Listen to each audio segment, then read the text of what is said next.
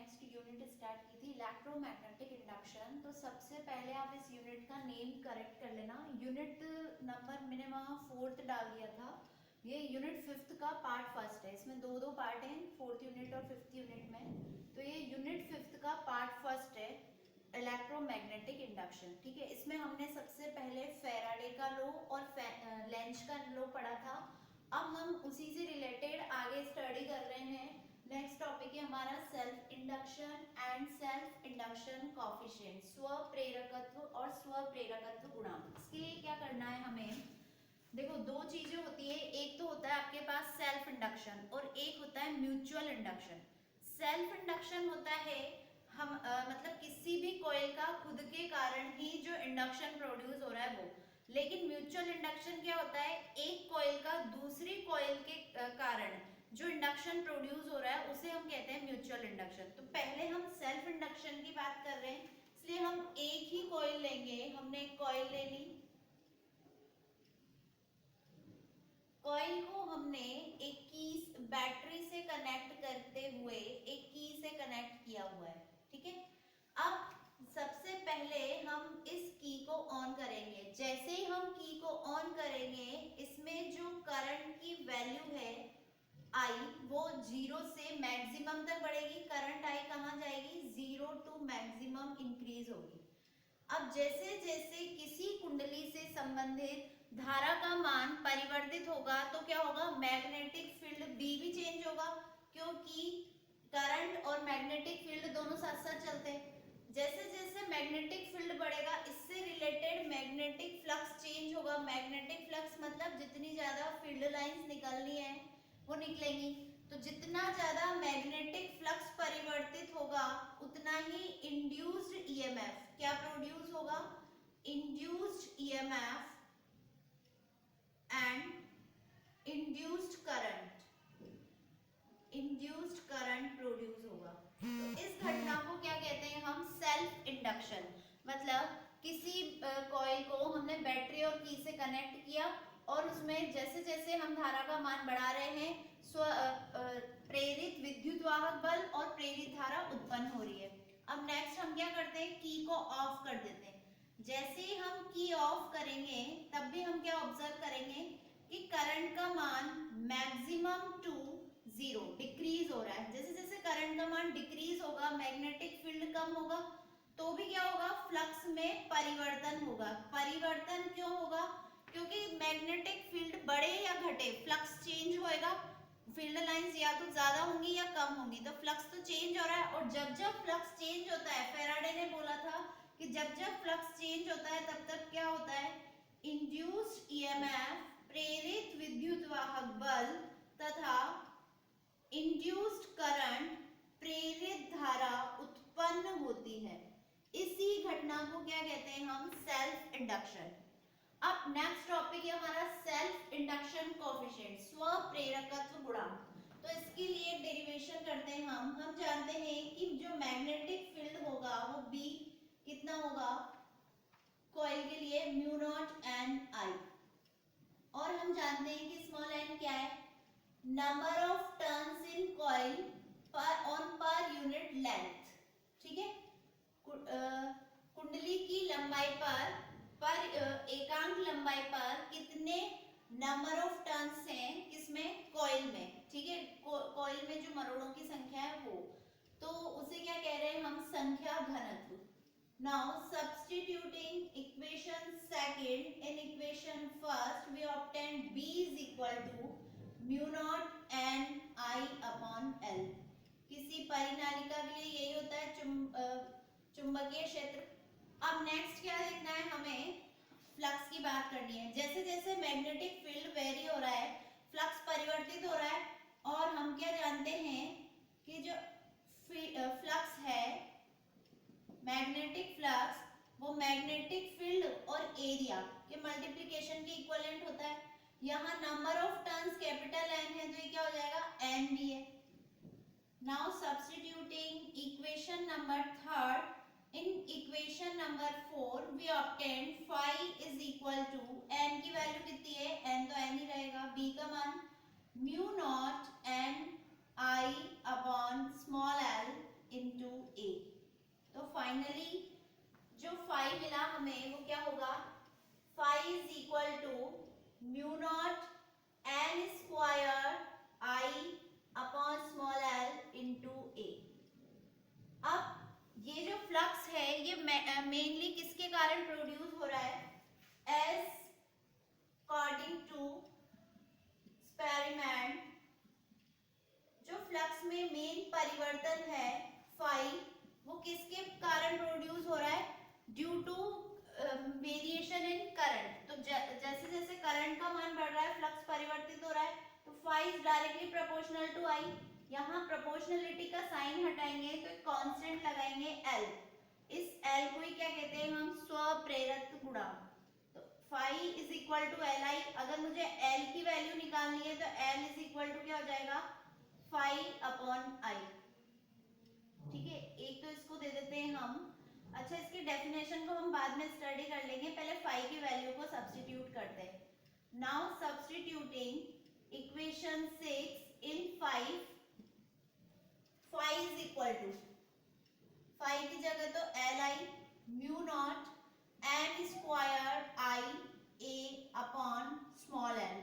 तो जो स्वप्रेरकत्व गुणांक है वो वैल्यू क्या हो जाएगी, म्यू नॉट एन स्क्वायर ए upon small L, equation number 7।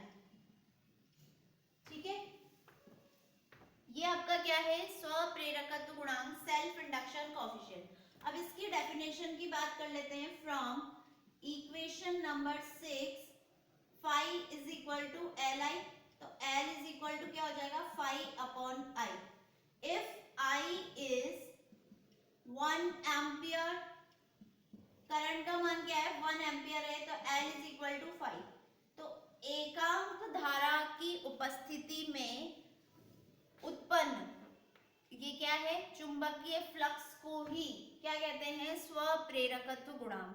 ठीक है, magnetic flux produced in presence of per unit current is called self induction coefficient. इसकी एक और डेफिनेशन है, according to Lenz law, Lenz के नियम के अनुसार प्रेरित विद्युत वाहक बल E फ्लक्स में परिवर्तन की दर के बराबर होता है। ठीक है, और फाई जो है वो 6 से हम वैल्यू रख देते हैं, तो E इज इक्वल टू कितना हो जाएगा, minus D by D T of L I. तो यहाँ से E is equal to minus L, तो बाहर है, टाइम से इंडिपेंडेंट है, कांस्टेंट है, इसलिए बाहर ले लिया D by D T of I. तो यहाँ से अगर L की वैल्यू निकालें तो L माइनस ऑफ, माइनस को रहने देते हैं, E minus of D I upon D T, इसके साथ ले लिया। If minus of D I upon D T is 1 ampere per second, एक सेकेंड में जो धारा का ह्रास हो रहा है वो 1 एम्पियर है। यदि धारा ह्रास, current loss 1 ampere per second है, तो L इज इक्वल टू क्या होगा, E। तो एकांक धारा ह्रास की उपस्थिति में उत्पन्न प्रेरित विद्युत वाहक बल को स्वप्रेरकत्व गुणांक कहते हैं। या एक और डेफिनेशन है, induced EMF produced in presence of per unit current loss. ठीक है, पर सेकंड है ना, इसलिए per unit current loss is called self induction coefficient. Okay, अब नेक्स्ट टॉपिक हम देखेंगे mutual induction and mutual induction coefficient.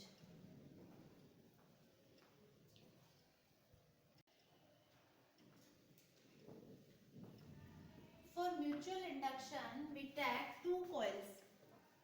हम 2 कुंडलियां लेते हैं।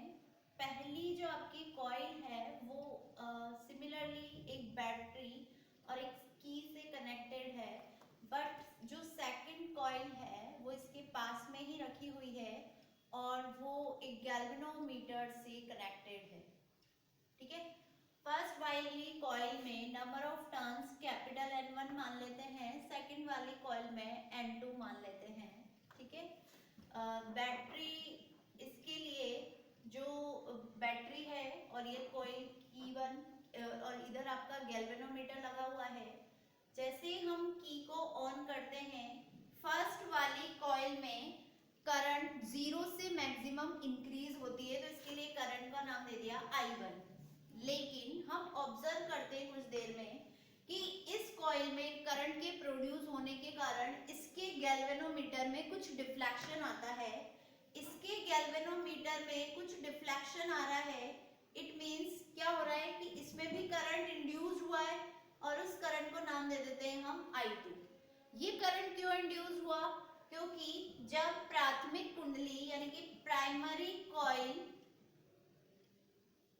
और इसको नाम दे दिया हमने सेकेंडरी कॉइल, जब प्राइमरी कॉइल में करंट की वैल्यू इंक्रीज होती है तो उससे रिलेटेड मैग्नेटिक फ्लक्स चेंज होता है यानी कि फाइबर, ठीक है।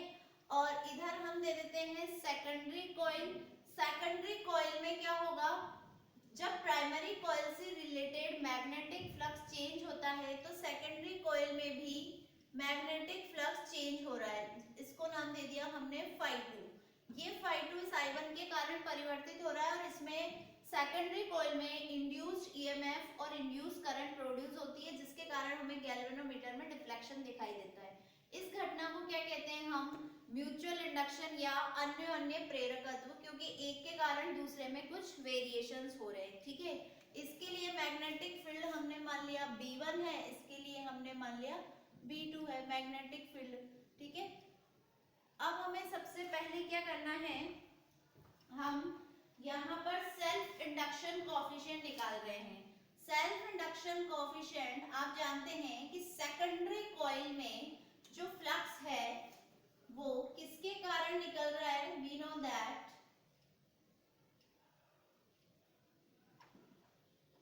the induced flux phi2 is directly proportional to first coil में जो करंट प्रोड्यूस हो रहा है उसके कारण, तो phi2 प्रोपोर्शनलिटी का साइन हटाते हैं, कांस्टेंट लगाते हैं m, तो m ही क्या है? Mutual induction phi2 upon I1। If current produced in primary coil is 1 ampere then produced flux in secondary coil is called mutual induction। यदि प्राथमिक कुंडली में धारा का मान 1 एम्पियर है तब द्वितीय कुंडली में उत्पन्न जो आपका चुंबकीय फ्लक्स है वही क्या कहलाता है? अन्य प्रेरकत्व गुणांक, ठीक है। इसके लिए हम एक और डेफिनेशन देते हैं, अकॉर्डिंग टू लेंज लॉ,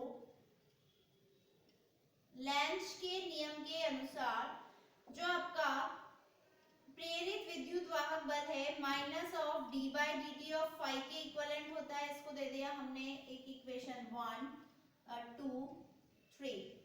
तो हम फर्स्ट से वैल्यू रखेंगे, E2 किसमें प्रोड्यूस हो रहा है? आपके प्रेरित विद्युत वाहक बल सेकेंडरी कॉइल में, और ये भी सेकेंडरी कॉइल में।